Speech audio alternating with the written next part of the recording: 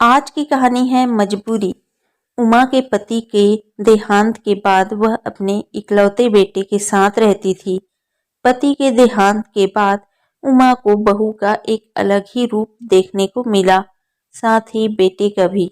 दोनों के मन में क्या है वह उमा अच्छे से जानती है। वो चाहते हैं कि उमा वृद्धाश्रम चली जाए। पति के जाने के बाद उमा को यह सब देखना और सुनना पड़ेगा, इसका उसे अंदाजा भी नहीं था। पर उमा मन मारकर अपने बेटे और बहू की बातें सुनकर भी यहाँ रहती है, क्योंकि वह अब बूढ़ी भी हो चुकी है और साथ ही पोते और पोती का मोह, उनकी झलक पाकर उमा को सुकून मिलता है। उमा घर के बाहर एक टीन की झोपड़ी में रहती है। बहू को कोई दिक्कत नहीं हो इसलिए वह घर के बाहर रहती है। बेटे ने थोड़ी मेहरबानी की है तो ऊपर टीन की चादर लगवा दी है। समय समय पर थोड़ा राशन दे देता है तो उमा अपना खाना बनाकर खा लेती है। उमा ने अपने बेटे को कह दिया है कि उसकी वजह से उन दोनों को कोई प्रॉब्लम नहीं होगी, बस उसे यहीं रहने दे, इसी घर में मर जाने दे। वह बस यही चाहती है। उमा अपने आप को खुशकिस्मत समझती है कि उसके बेटे और बहू कम से कम उसके लिए इतना तो कर रहे हैं। उमा का बेटा सुबह 10 बजे नौकरी पर जाता है और बच्चे भी उसी समय स्कूल जाते हैं। फिर शाम को 6 बजे उमा का बेटा वापस आता है। बच्चे 3 बजे आते हैं। उन्हें आते जाते निकलते देख उमा को बड़ा सुकून मिलता है। उमा के पति के दोस्त जब कई दिनों बाद आए, उनकी पत्नी का भी स्वर्गवास हो गया है। जब उमा के पति जिंदा थे उस समय पर वो उनके घर पर आया करते थे। उनसे उनके अच्छे रिश्ते थे। उनका घर उमा के घर से थोड़ी दूरी पर था। पैरों में समस्या हो गई थी, ठीक से चल भी नहीं पाते थे। वो बड़े दिनों बाद उमा के यहाँ आए। उमा को उन्हें देखकर अच्छा लगा। उनका हाल भी उमा की तरह ही था। बच्चे अब उनसे भी परेशान थे।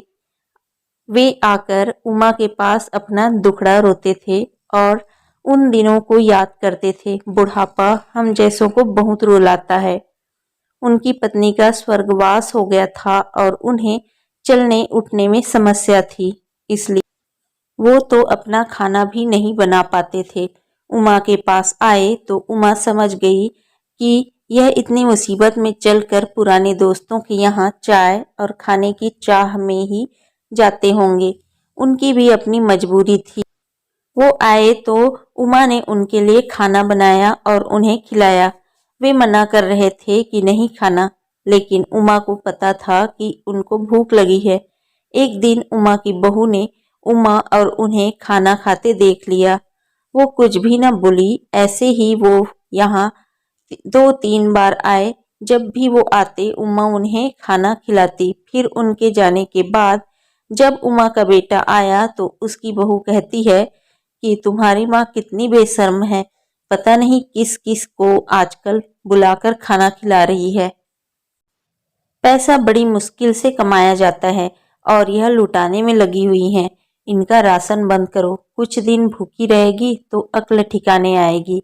उमा ने कहा कि मैं अपने हिस्से का उन्हें खिलाती हूँ, तुम्हारे पिता के पुराने मित्र हैं।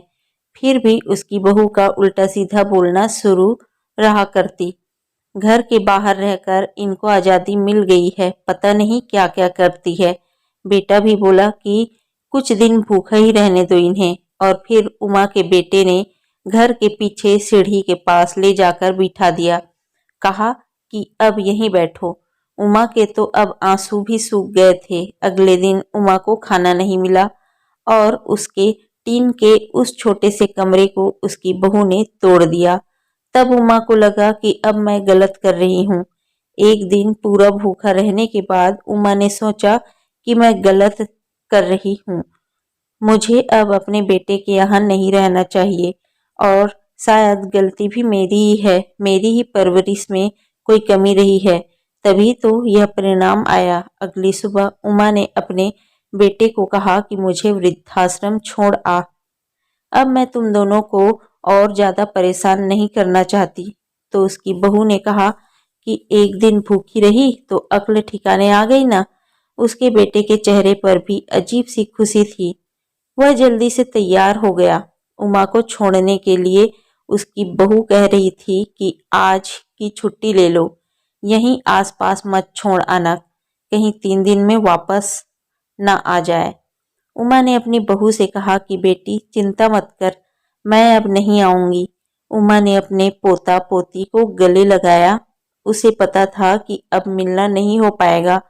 वह अपने बेटे को भी चाहती थी कि एक बार जी भर के गले लगा ले, लेकिन वो बोला चलो जल्दी करो। उमा ने बहू को कहा कि बेटी अपना ध्यान रखना, और उसका बेटा उसे छोड़ आया। वहां आकर उमा ने देखा कि उसकी ही तरह कई हैं, थोड़े दिन उदास रहते हैं फिर सच को स्वीकार कर लेते हैं। उमा अब यहाँ खुश है, अपनी ही तरह सभी से मिलकर बातें करती है और खुश रहती है। उमा के जैसे और उनके ही जैसे वृद्धों के जैसे ऐसा किसी के साथ ना हो, लेकिन ऐसा कब किसके साथ हो जाए कोई बता नहीं सकता। लेकिन माँ बाप को ऐसे समय के लिए भी तैयार रहना चाहिए।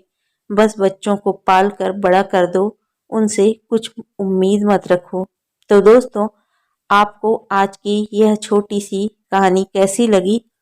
पसंद आया है तो लाइक कीजिए, शेयर कीजिए, चैनल को सब्सक्राइब कर लीजिए। मिलते हैं आपको एक अच्छे से नई कहानी के साथ।